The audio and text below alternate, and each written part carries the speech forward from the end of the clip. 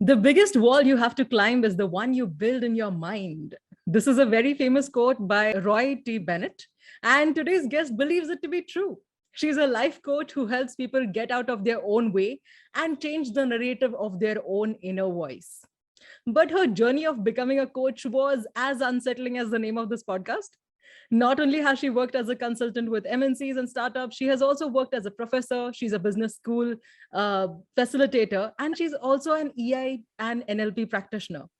Her motto in life is that one should keep learning. Anyone who stops learning is old, whether at 20 or 80. Anyone who keeps learning is young. So, to know more about her journey and to learn about coaching, I would like to welcome Tanaya Acharekar. Hi, Tanaya. How are you? Hi, Amrita. Thank you so much for this warm introduction.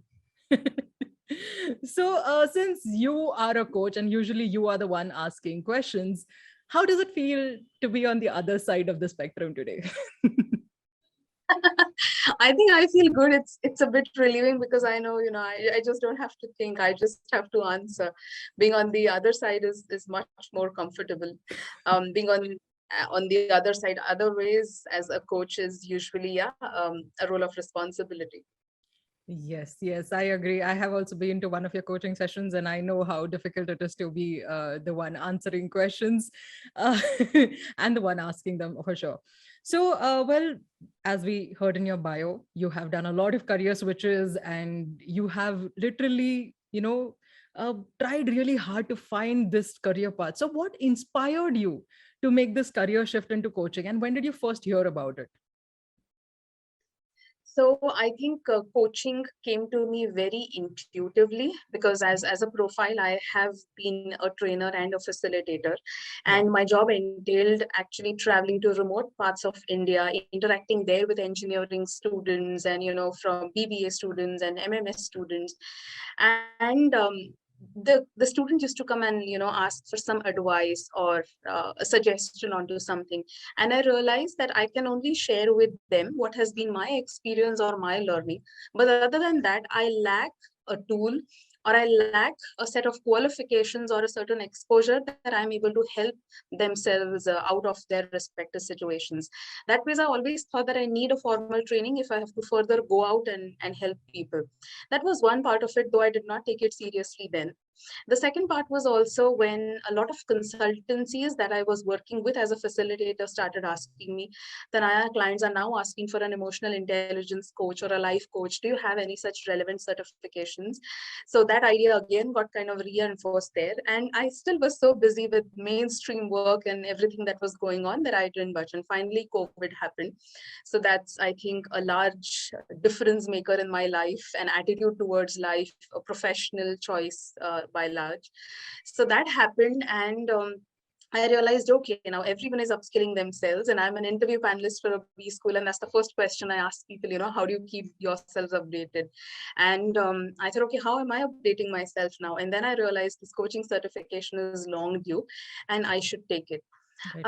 After I started my coaching program, my initial expectation and plan from the certification was is to take up the coursework and have a certification ready and continue with my old journey of training and facilitation. Um, However, when the journey started, I think I experienced a lot of personal transformation myself. So, and it was change in small habits, perspectives, actions. And I realized it's not any other certification that a trainer or a facilitator has, but it's basically a change in your energies. It's a shift in your perspective, and it's a long lasting permanent change in you as a human being. And I really got intrigued with this whole concept of self awareness. Though I was interested in self help books earlier, and I did read about cognitive behavior therapy, and otherwise, those were always my areas of interest. But I think emotional intelligence or maybe NLP, I also did a diploma in hypnosis that further got me interested. So I'm still learning the advanced coaching skills at the moment while I talk to you also. But I think they have been life changing for me. And the response that I started getting after coaching people and peer coaching sessions, I think I decided, okay, I mean, I can step into it and venture into it and take it up as a professional career. And in terms of my career, I think I have always been a very intuitive and a kinesthetic person. So my gut feeling stands by me always. So when it came, I just take it. So if you ask me, was there a plan? The answer is no. So do you think you're going to stick with this, or do you have other plans? Now, are you sure that coaching is something that is your calling? I think I'm going to not close the doors if there is a deeper calling that might come in the future, Uh-huh. and keep the doors open. And coaching is my calling for now. So when I speak of my past career, I don't say, or I would not put it as that I've really changed things, but I think I have really moved on faster through the ladder, and not got into my comfort zone. So what I teach or train is related to my academic experience. So I become a good systematic trainer because I have training to be an academician. That way I Right. became a very good facilitator. I recently completed a program in group coaching, and I think I did a fantabulous job there in the teach back that I had to give, because I was a successful facilitator. So I did not find that space of facilitating a group session very intimidating. So if like a third person looks at my profile, they may think that it's possibly not a very linear profile and looks staggered.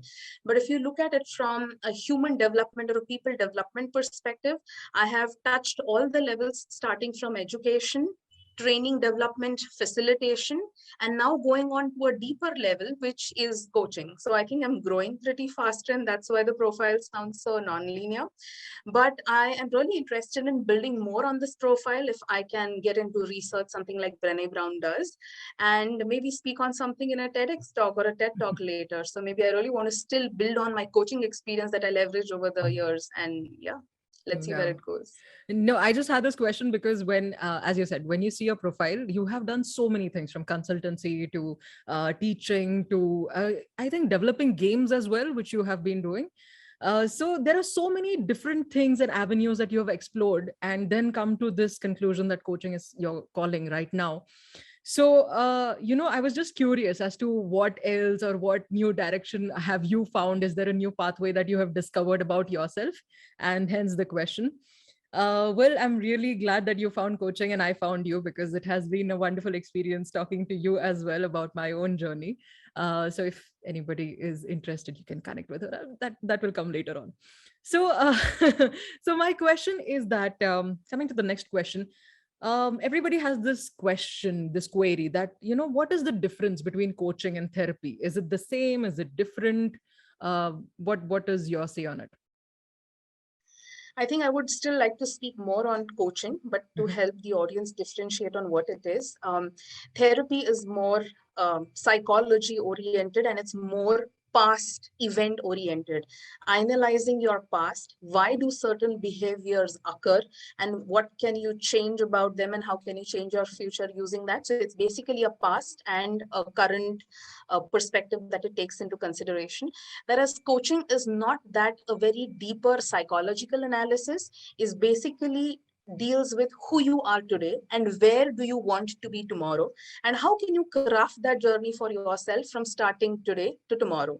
Right. Now, since psychotherapy or therapy requires a lot of tools and interventions, you really need to be a trained psychiatrist or a psychologist or a therapist, and the approach is different. However, it's extremely beneficial when you have to deal with issues like either obsessive compulsive disorder, or that could be some kind of trauma or anxiety, or fears, so it's extremely useful. Coaching approach is a slightly different one. It's more on conversations which are in a non-judgmental space, and conversations help you tap your inner potential, dig deeper within yourself, and analyze what's coming in the way, and how can you get rid of it or deal with it, for your future intervention. So that's an approach. So coaching is more conversation oriented, maybe, Mm-hmm. and therapy is more, as I said, past and present. So it's different. So coaching can be useful if you want to get unstuck, you Mm-hmm. are in a dilemma, you're unclear about something, or you just feel confused, or you know that you want to do something but you're just not unable to take action about it. Right. So these are the avenues where, or you just feel helpless in a situation. I know this is happening, but I don't know what can I do about it. Having said that, there are various techniques, not in purely life coaching per se, but as I said, neuro-linguistic programming, emotional intelligence, that can also help you deal with your fears and anxiety and stress. So I cannot say that therapy and coaching are extremely different. It's like a Venn diagram. So you have an overlapping area, but that's pretty less. But otherwise, both are sciences basically, and largely do borrow their approaches from psychology as a theory and Okay. neuroscience. Okay, this is quite interesting. So assuming that I'm an audience and I'm a client who is coming to you, how do I know whom to approach? Should I go to a coach or a therapist? How would I know that? I think it depends also on the gravity of the concern that you're facing at the moment. Mhm. So if you feel that there is anything pertaining to mental health specifically, so I said obsessive compulsive disorder, or you're seeing any physical symptoms of a psychological concern that you have, then possibly a psychiatrist or a therapist is the right person to go. We are not any which ways related to a medical field. So we cannot prescribe you medicines, or somebody who's under a clinical depression and is already taking pills. That means your hormones are creating something, and it's reflecting in your behavior. That is something that coaching cannot have a remedy to. You can parallelly get coached while you're getting treated maybe, but coaching cannot be a solution. So in that case of mental health, if you feel that your concern relates to specifically mental health, then therapy is the way for you. But otherwise, as I said, coaching is about having a conversation when you need more clarity, you're confused about something, you're disappointed with something, you are unable to forget a memory that you want to, or something is just coming in the way. So coaching is something that you can have or get coached even if you don't have a concern per se. We all believe that we need to go to a counselor only when we have a concern. Yes. So I know it's such a taboo sometimes to speak of going to the counselor. If you are married, people will say, oh, their marriage is on the verge of breaking, and that's why I have seen her going to the counselor. Or if you see a parent taking his or her child to a counselor or a child psychologist, the child must be having a problem, So that's the perspective. But you see, we never think of cricketers having a coach that, oh, he must be having a problem with his game. Not really. The coach is helping you up your game. So coaching cannot be viewed as a treatment for a concern that you have, Right. but it's basically a tool which you can leverage to be a better you than who you were yesterday or you are today. So you can really use to leverage your skills, get rid of your weaknesses or know how to deal with weaknesses, find out what your potential is, set goal for yourselves. So I think that's the perspective that I want to bring about coaching, that it's not a place where you go when you have concerns, but when you want to be a better version of yourself, you need to have a coach. I mean, all of us need to have coaches, just like we need to exercise every day. So it's good to have a coach once a month for yourself, so you stay on your track, either professionally or personally, in relationships. I think it's good to have a coach. Okay. Yes. So it's basically like having a physical trainer who tells you what to do and pushes your limit, pushes your boundaries, helps you explore, find unexplored muscles. I too have some. Uh, but that is basically what coaching does. And thank you for giving us that clarity. So I just wanted to ask you, coaching also requires a lot of training. Are there any training institutes in India, or is it just abroad? Where did you get your training from? Yes. So yeah, being a coach definitely requires the training. You just can't have conversations like the way you and me are having right now, and you cannot come up with a solution. But having said that, it's a highly unregulated field. But the International Coaching Federation, the ICF, is perceived to be the highest authority in the field of coaching, and those are the certifications that I am undertaking at the moment and moving on to the next level. So ICF is basically a world recognized body, and life coaches all over the world tend to usually apply for this certification. So it is regarded as kind of a decent standard, or the highest standard that most of the organizations kind of recognize. In Europe, you also have the European Mentoring Council. So you also have the EMCC. So some organizations might ask for an EMCC certification in life coaching if you travel to the Europe, but EMCC and ICF are the topmost ones. But you also have smaller training or coaching academies who will kind of deliver a coursework of 8 or 9 days or 20 days or sometimes 50-60 hours staggered over a couple of months, and issue you a certificate of being a life coach. So you can start practicing life coaching from there as well. But if you're looking for an organizational assignment as a life coach, or looking to expand your business outside India, people will usually ask if you have an ICF or an EMCC certification that will work in your favor. And while these training schools might train you, they will also help you qualify for the next level of application to these organizations. Oh, nice. So as usual, there's this one question that everybody has. What is the scope of this profession? Everybody has this question. So I'm just going to ask you that. What is the scope of being a coach? Can you get, can you start freelancing, or do you have to work under somebody? So it is limitless. The potential you have, the intent you have, the clients are limitless. So I was looking at some of the researches that ICF has, and at the moment there is indeed a dearth of coaches worldwide. The maximum number of coaches seem to be in the countries of US and then Europe, and then we have a lesser in Asia. Awareness around coaching is growing at the moment, and people do want to know what's the difference between counseling and coaching and therapy and all of that. But as our world seems to be getting more and more complicated, we are getting spoiled for choice. We are moving away from our own locus of control and getting driven with a lot of external factors, validation, information and exposure that we have. We will constantly need coaches. So the demand is limitless. And you have a couple of options when you get certified yourself as a coach. You can freelance, start your own practice. That also means that you can specialize in something. You can be a youth coach, you can be a leadership coach, you can be a relationship coach. So you can be a lifestyle coach, whatever you can be a health coach, you can be a mental wellness coach. So you can decide, your niche, you can decide your niche audience. You can be a relationship coach for married women. You can be a relationship coach for men and women who are on the verge of getting married. So you can really narrow down and have your own market. That's one. Right. Second is you could associate with a lot of websites wherein coaches are empaneled, and you as an audience can basically book a coach on call, on a video call. So you can get yourself affiliated with such websites. You can get yourself affiliated with organizations who need coaches to develop their own leaders. So there are a couple of options as coaches you have. You can, and if you're already into another profession full time, you can transport the coaching perspective into that job as well. I know someone who is implementing principles of coaching into the supply chain practice. Oh, so even if you're an organization, you can, try, or helping solve conflicts using the coaching approach. So even being in the organization, you can still have this as an additional skill to, kind of maneuver your career. My husband just had a workshop, a 3-day workshop. He's a chartered accountant, but he had this workshop because he is in this leadership position where he needs to build a team.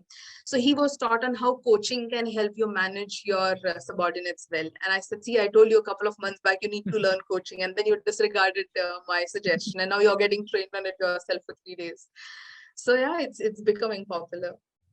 Right. Because since our coaching sessions that we have been doing for a while, I also realized that it is not just pertaining to a particular problem. Like if I come to you with a particular problem and then we find solutions for it, I realize that once your mind opens up and you realize that everything is in your head, you start applying this knowledge to every single tiny thing around you. I'll give you a very silly example. Now recently I realized, or I noticed, that I sleep a lot during the day because it is winters and it is so cold that you don't feel like getting up from your bed, and you feel like shivering in wearing with those duvets and everything. So I realized just because of the cold I'm unable to work, and hence the best approach would be to increase my core temperature. How do I do that? I do it by drinking warm water. So when I drink warm water, my brain is active, and I start working better. So it's these tiny things. It's not just maybe big huge things that you go for coaching for. It's these tiny awareness that you get about yourself that helps you in the long run.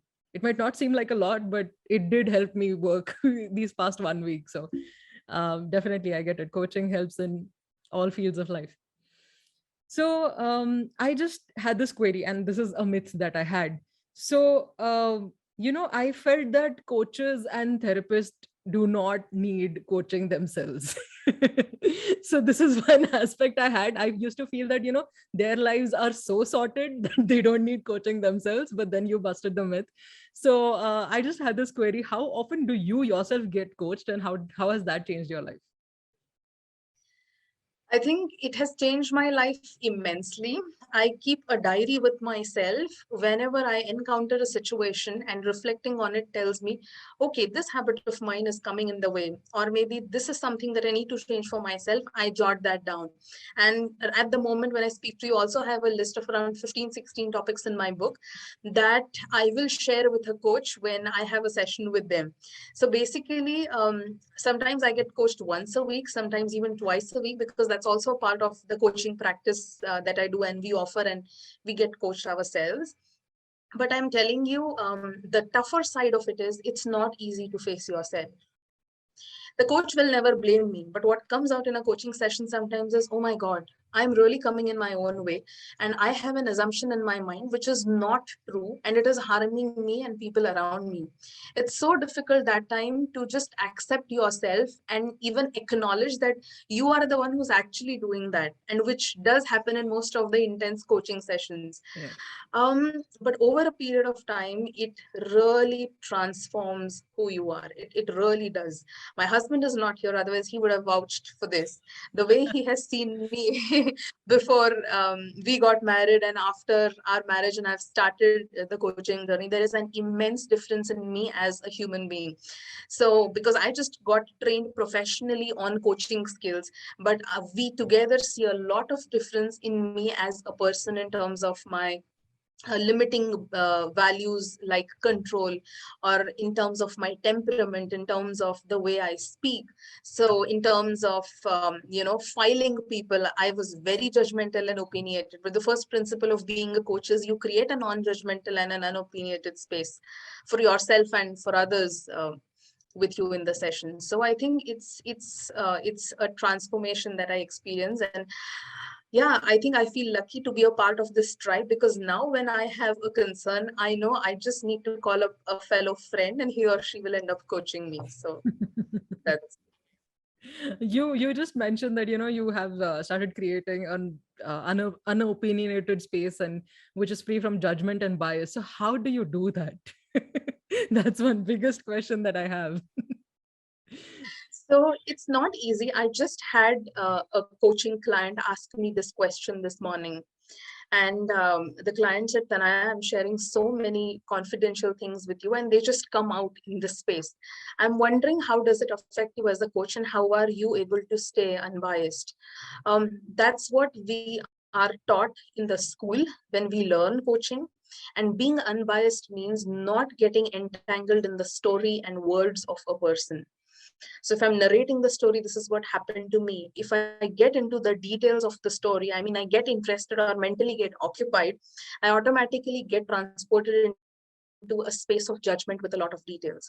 However, we are asked to pay attention to certain words, the body language of the client, the energy of the client, the eye movements of the client, that our attention is so much to those factors that we are actually not listening to the details of the story and automatically staying away from it. So when somebody is saying, this is what happened to me, I will say, oh, I just sensed a huge sigh, and what was that about? So I could Oh. basically register the sigh, and I forgot what the client said. So that doesn't mean we are not listening. We really need to sharpen our listening skills hard, but we listen only to selective things.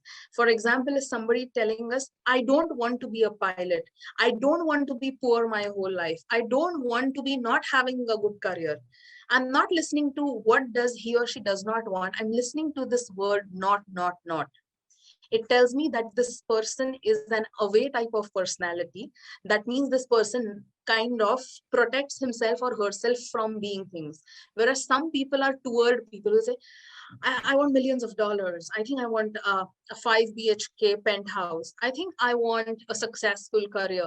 So I know that this is a toward person. So I have kind of left what the person wants, but I'm focusing on this word that I want to do. this. So I think that is, so focusing on these things keeps your mind and brain occupied on this perspective, and then you lose the story. So that's how it is. Wow. Now I get it because, even I have noticed whenever our coaching sessions go on, you have this beautiful habit of pointing out details that even I have not noticed about myself. And then by the end of it, I just get so surprised and shocked that, you're actually pointing out tiny details, even tiniest ones, which I might have just overlooked while saying. And then when it comes back as a perspective from you, it seems as if, oh, this is like a revolution for me. So now I get it, how you remain free from judgment. I also know that coaching is not one size fits all. You can't just go to a coach and it might work out or might not work out for you. So the coach and the person who is getting coached have to get well together. So speaking from a client's perspective, how will I know who is the right coach for me? So it's good to have a conversation with the coach beforehand. Most of the coaches that you see who have listed themselves on either coaching websites or in coaching directories on their own website will always have a 30-minute or a 20-minute slot, which they call as a discovery call. That's free of charge. So you basically have a conversation with the coach where the coach can tell you what you can expect in a coaching conversation and what is expected out of you in that coaching conversation. And you might want to match that with what your expectations are, and also put out explicitly your expectations to the coach. And then both of you can come to a conclusion whether you are good partners for each other, and then you can take that relationship forward. It's just like some doctors suit some patients and some doctors don't suit. That doesn't mean that there are bad patients or there are bad doctors, but it's just that their energies don't match, or there is something that just doesn't connect. So it's absolutely essential for you to connect with a coach before you get into a formal coaching conversation. So all the coaches, most of them that I know, do offer an interaction, 20 or a 30-minute, which, as I said, is a discovery call. So you should leverage on that. Okay, done. So hopefully anybody who is planning to get coached does that, makes use of this. So you also spoke of a lot of courses that you've done. You've learned EI, you've learned NLP, you've learned hypnosis. So what are the techniques that you use while coaching somebody? So the largest asset that I, as a coach, or any other coach in the world has, is the on the spot presence in a coaching session. And by presence, again, means creating a non judgmental space and listening to the words of a person very carefully. So maybe in a coaching session, I'm not able to dissect and tell you, oh, this is an NLP principle that I used, this is a positive psychology principle that I used, oh, this is a CBT principle that I used. But by nature, I think I'm a very curious individual, and I keep reading, I keep listening. I use approaches of whether nonviolent communication, PQ, or positive psychology, positive intelligence, NLP, CBT, EI, mindfulness, whatever I read and I come across, and I tweak that into questions. So there are various approaches that I use. But having said that, I never sit in the session with an intent that let me use NLP with Amrita today. No, that's not how it is. Right. It basically we co-create that space. So what comes up for you in the session as a client, and really tells the coach when it's the right time to administer either a self-assessment test, or take the person into visualization, or just have plain conversation with the person. So that's very intuitive. That comes up in that space. Oh, right. So it's not a structured format. It's more like an intuitive one. It depends completely on the conversation right then and there and what comes up at that particular point. And depending, of course, on the energy of the person, how they are responding to the coaching. Absolutely. Wow. Okay. So there are so many things and so many factors that come into play when you have to coach somebody. It's not an easy task at all. There's this one point that you yourself told me, that if you want to be something, that it always comes with a cost, and there are always fears associated with it. So what were the fears and costs that came with being unsettled and finding your calling? Oh my God, this is like a long story, and I have been a first-hand witness to this whole phase of unsettling, which continues until now.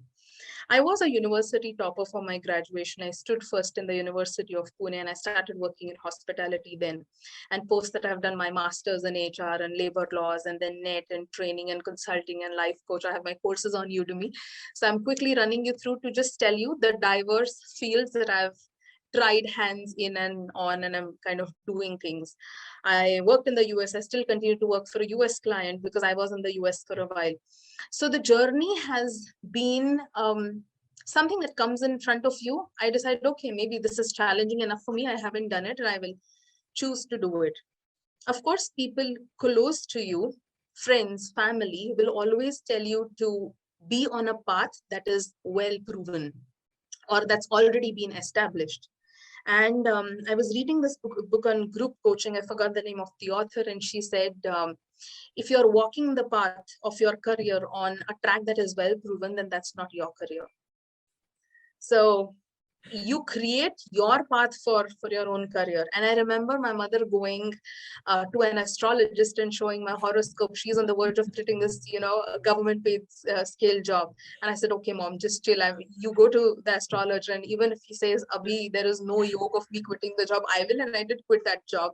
I was working for an immensely reputed institute in Mumbai then. And it's not been an easy journey, because even if you decide to be in a non-judgmental space, people have not promised you that. So they will judge you. Your relatives will tell you, oh, please finally just stick to this one thing that you do, and people say, oh, I don't know what to tell people what you do, because today you're doing this, tomorrow you're doing this, so people will keep discouraging you, taunting you. But I think you have to stand by your own conviction and your own gut feeling, and that will give you the strength. Your gut feeling is basically a conviction that comes from within. And when it comes, you know that it is a gut feeling and it is not an assumption, because there are neurons situated around your guts. So your body will never lie to you. And with your own awareness, you will always know that, as I said, this is not an assumption, it's a gut feeling. So my strength came from there. I remember my father not being very happy when I chose to do my bachelor's in hospitality. And he was the one who distributed, I don't know how many suites after I topped the university and my name was into the newspapers. So I always tell this classic line to everybody who asks me, Tanaya, how has your journey been, to where you are? I think when you start your journey on an untrodden path, there is nobody to support you, and everybody will say, okay, I mean, you walk alone, we are watching the show. And once you reach the destination, and if by chance, by luck, if you're successful, then there will be no person who will be left out who will come and say, oh, Tanaya, I always knew you had the potential to do it. I always knew you would be able to do it. But that path from point A to B, you will have to walk yourself. You will have to walk yourself. And that's your individual transformational journey. That will make you who you are when you reach here. So be glad that there was nobody to share that journey with you. You got all the individual attention from God and universe to deal with all the problems, and you really came out stronger. But if you're looking for validation, acceptance, and a lot of people support on your journey, then go with the flow. Because walking by our own terms has its own uncertainties, challenges, and you really need to be tough sometimes. You need to be ready to face failures. And you can't say, as Brené Brown says, I'm risking failure on this path. No, you are bound to fail because it's unproven. You will fail, small way or a big way, but you will. So your success depends on how many times are you able to get up after you fall. But if you need a lot of people to help you out and come out of it, maybe then you want to think for yourself if that path is for you. Oh my God. It does make so much sense. I completely agree. Once you set out on a journey and people don't, people are not supportive of you. And once you reach the destination, people just want to be a part of your success, which is wonderful. So I'm glad you took the step. I'm glad you're changing so many lives. You've been coaching people, changing their career path, their emotional intelligence, giving them so much knowledge. And I'm really glad that you found this calling. This is my personal selfish reason, but definitely I'm sure you have helped a lot more people. What message would you like to give the listeners who wish to take up coaching as a career? I think it comes from your intent to help yourself and others. You have to have your own reasons to choose this as your career. It will definitely give you monetary benefits. It does. But as a coach, it does require some amount of awareness and work in yourself first. It's not like taking up a degree program for 3 years, passing out and getting a placement with a hefty paycheck. But it's basically a lot of internal work for you to do. And even if you decide, okay, I'm not going to change myself, it will change you, even if you're not wanting it to change you. So that's how powerful the process of coaching is. And it requires a lot of practice, it requires a lot of rigor. So it's just like if somebody wants to take up a career in NGOs, it's not a typical career. You need it supplemented with enough of your intent. So it's just like Reiki or coaching or yoga for that matter, or NGO career, where it needs a lot of inner intent and support before you professionally, make it as your source of living. So Okay. So you have to move inwards before you start helping other people. It's like that. Okay, so coming to the final question, I asked this to everybody on the podcast because everybody, as you said, the entire populace wants you to follow one certain path, and you decided to take the road not taken. So, what does the phrase "being settled" mean to you, beta? I forgot beta. So, being settled for me, I think I just visualize a metaphor when you ask me this question. Being settled for me would be to be in a box which is closed. So, yeah, that's so for me, unsettled is always being open for something that you may come across and accepting that as your own and keep moving and not be inside a box. And well, you've done just that. I hope there is more to come. I want to see that profile that you sent me grow bigger and bigger, and have more achievements added to it. Definitely. This has been a wonderful conversation. I'm done with my questions, and thank you so much for sharing this wonderful journey with us, talking about coaching, telling what is important in a coach, in a coachee, and what kind of approaches we have to take to change our lives. If you could just share about your venture so that people also know, and they can connect with you. So can you just give a brief just about what you do and how people can get in touch with you?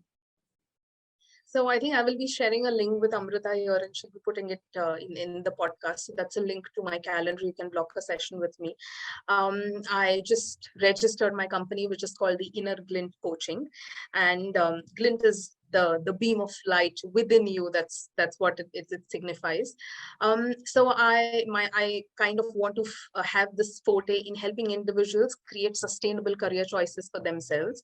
So if you are amidst this career path where you are not sure what you want to do, or you need to have a conversation, or you just feel perplexed, you can just go and book a discovery call with me, and we can see if we are a good match for each other, and we can take it forward from there.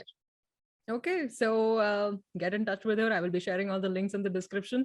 And I hope to see you guys, in her session and on my next episode as well. Thank you so much. Thank you, Tanaya. Thank you so much for coming on the episode. It has been great fun. Thank you so much for having me, Amrita. Thank you. I enjoyed this conversation indeed. Me too.